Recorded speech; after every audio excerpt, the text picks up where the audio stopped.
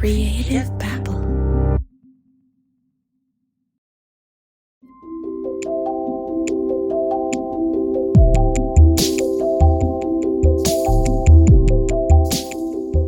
I'm Javier Leiva, and you're listening to Pretend Radio. Stories about real people pretending to be someone else. Well, most of the time. This week, we're going to do something a little different. I have a confession to make. In pursuit for this pretend theme episode, I made an assumption. An assumption that almost tanked the interview you're about to listen to. You see, when I'm looking for stories, I try to anticipate what my guests are going to say, and boy, did I get this one wrong. All I wanted to do was tell a simple love story, which I assumed had a pretend angle. It turns out, this is not a pretend story at all. In fact, it's quite the opposite. This is a story about being true to yourself, even when the world is telling you to pretend to be someone else. Sorry to be vague, I just don't want to give away the story. So without further ado, here's today's Valentine episode titled The Boy and the Girl.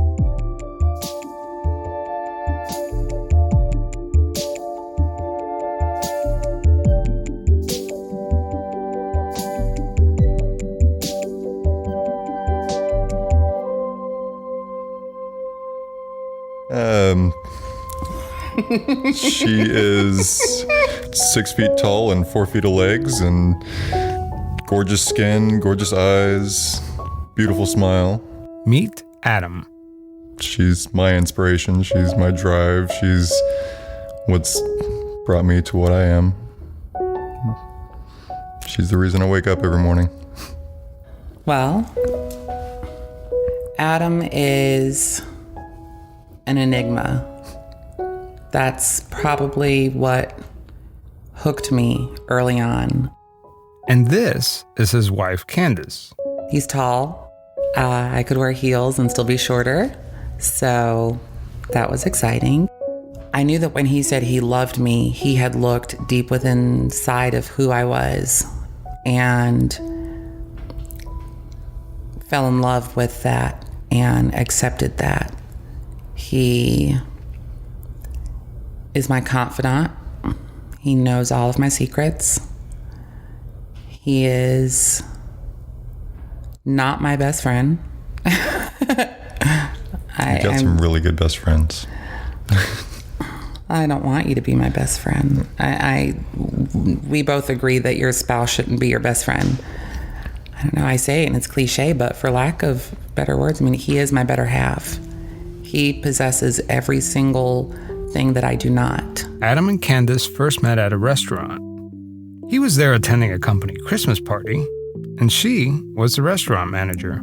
She was helping take care of our table, and she actually helped me open my sake bottle because it had the really small cap on it, and I have trouble with those. So she came over and opened it for me. I don't remember any of this. And I remember. Adam finishes his dinner and sake and leaves the restaurant. He won't see her again for a couple months later. In fact, the next time they meet, they won't even recognize each other. This was a weird time for Adam.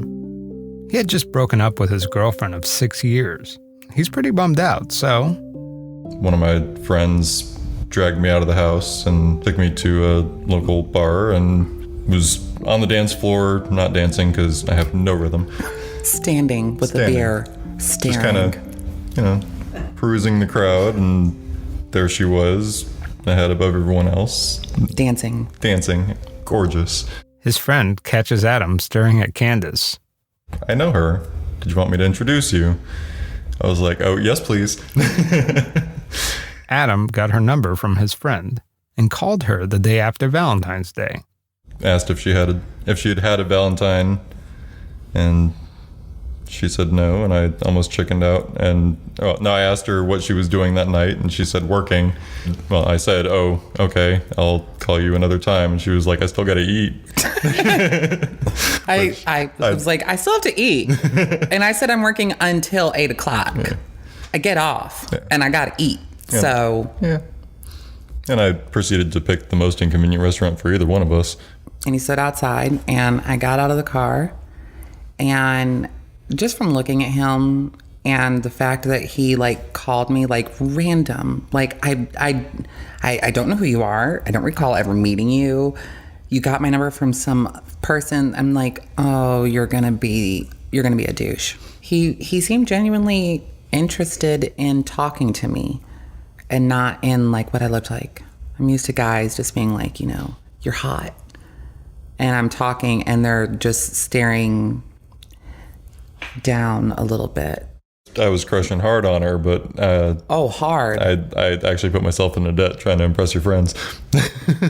He remembers going to one of Candis's friend's birthday party wearing a borrowed suit. He was trying so hard.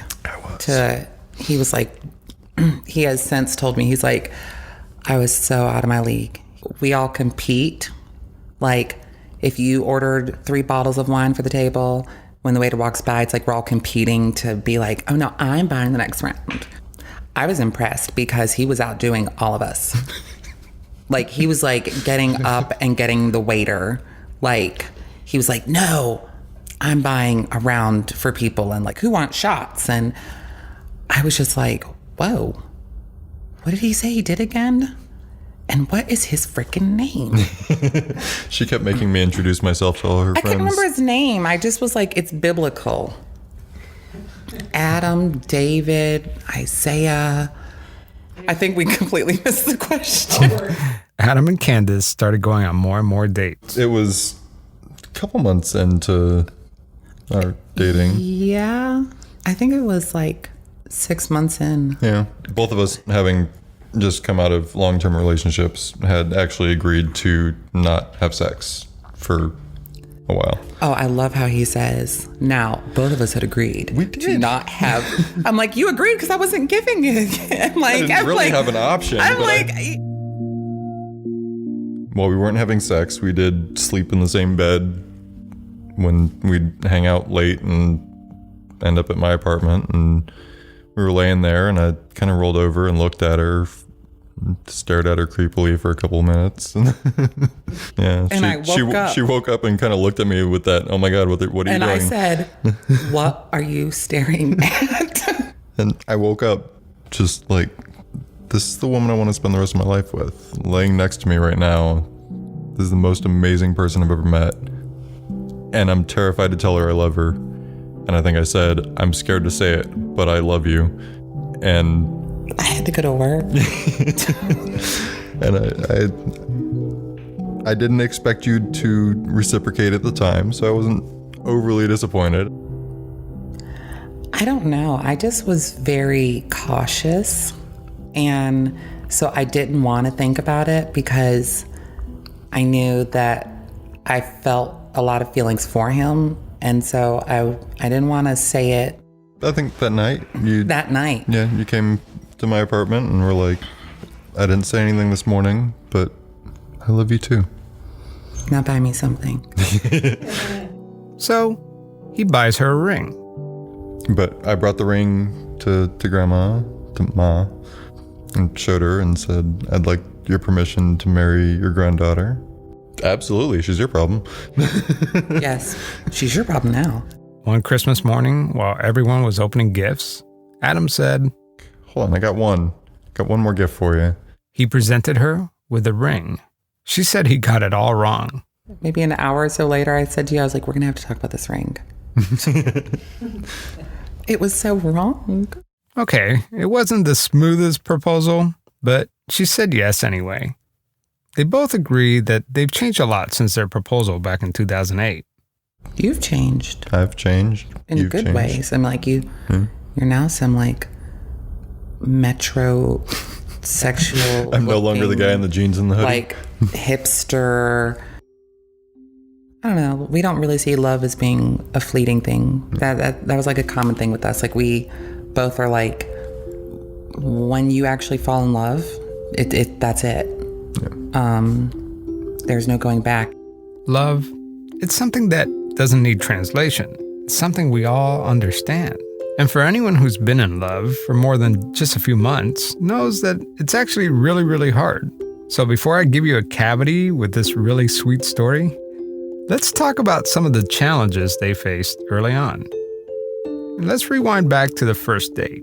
I feel like this is like a really bad episode of Jerry Springer. When like they bring the like poor unsuspecting schmuck and then they're like, but there's something that you don't know. During our first date, you had told me you were transgender.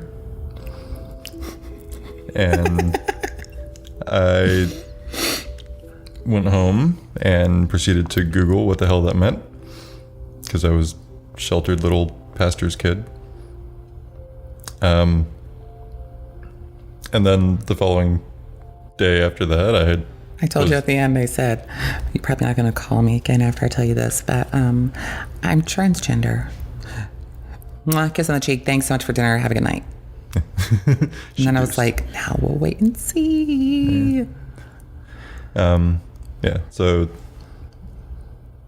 the day after that, I spent Googling, and then I called you the day after that. Yeah.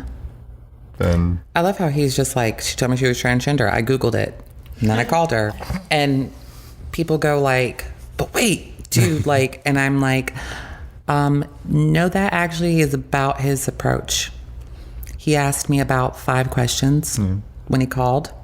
He said, you know, what have you had done? And then questions with that. And then he was like, are you happy? And I was like, whoa. I was like, that's not one that I get often from anybody. And I was like, well, yeah, of course I'm happy. And he said, no, like, are you with life?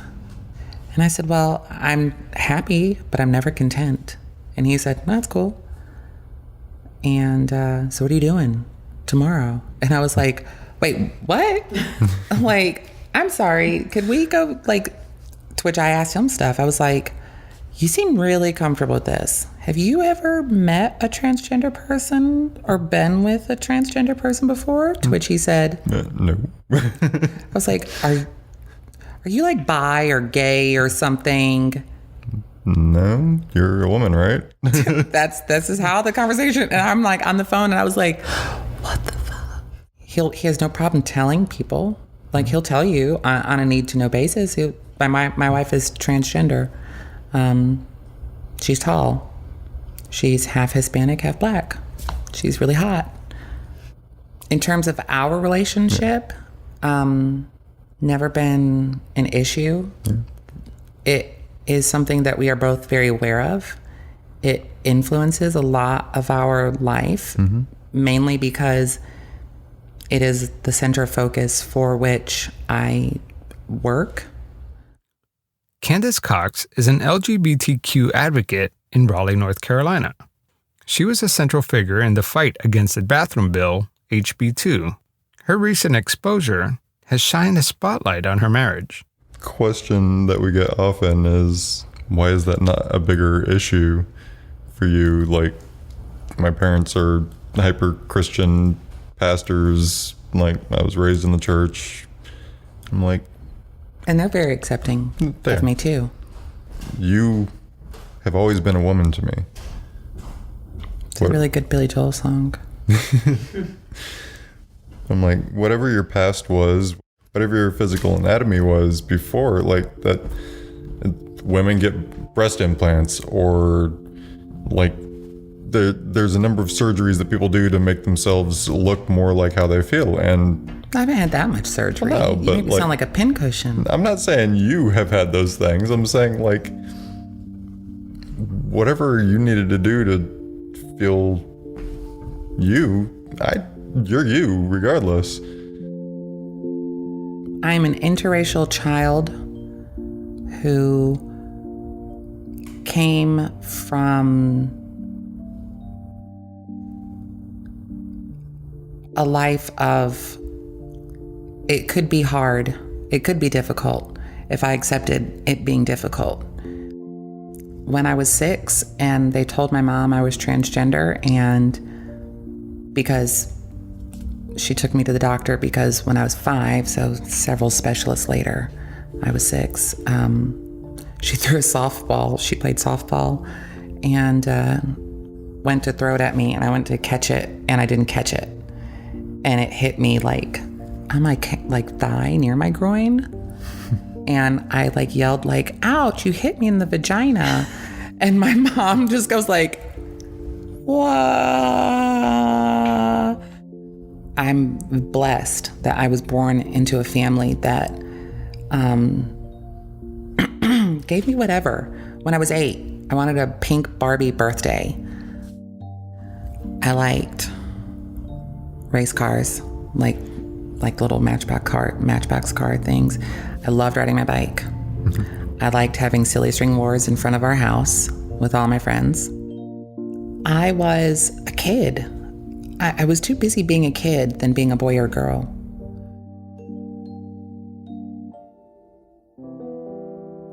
So here's where I messed up.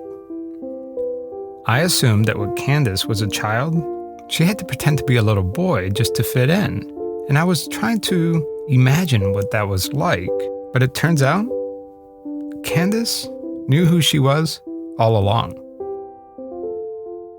It's very hard to discriminate against someone or not like someone or not accept someone for who they are if they accept who they are. I mean, if you don't accept me, it's cool. I get it. If you do, cool.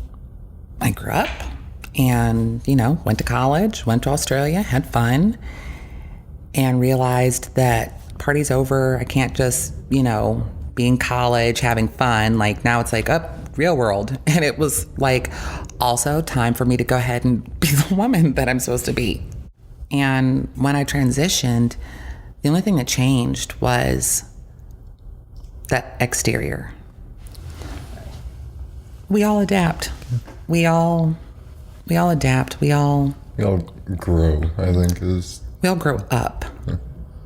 I'm like... I started as a seedling of myself, and I'm still the same tree. I'm just a bigger one. Well, that's why our love has changed. I'm not ashamed to say at one point in my life, I was a man, air quotes. Now I am a woman. I tell people, I'm like, I'll tell you what my name was before. I'll show you pictures of what I looked like. I'm still friends with the people I was friends with. It means nothing. And I've always been a woman. I always knew I was a woman. And I didn't know that I was incomplete until I met him. I could have not had my surgery and still accomplished what I've accomplished thus far. Albeit easier, actually. Like I was a man. But I didn't know that it wasn't until I met him that it was like, wow, I have this other potential. And yeah, and I can do so much more with him than I could on my own.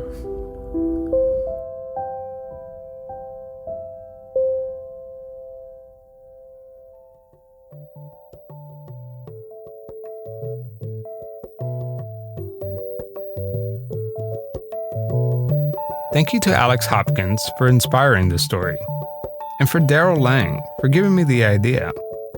But I really want to thank Wendy Gatlin for producing this story. I couldn't have done it without her. Wendy is the host of the future podcast called Tap Here. I'll keep you posted when it comes out. Also, thank you to Candis and Adam for sharing your personal story.